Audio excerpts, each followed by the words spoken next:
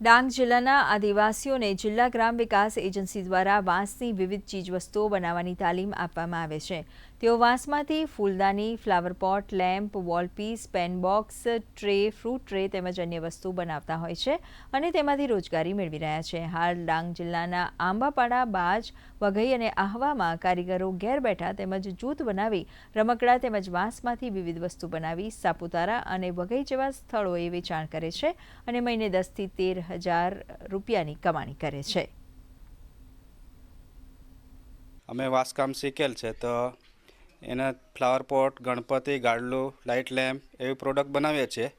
એવી પ્રોડક્ટ બનાવીને અમે સાપુતારા, ગીરાદોદ આપીએ અને અમારું ગુજરાન ચલાવીએ છીએ। અમે 8 થી 10 કારીગર છીએ તો અમારી મંથલી ઇન્કમ 10 થી 12,000 રૂપિયા થાય છે।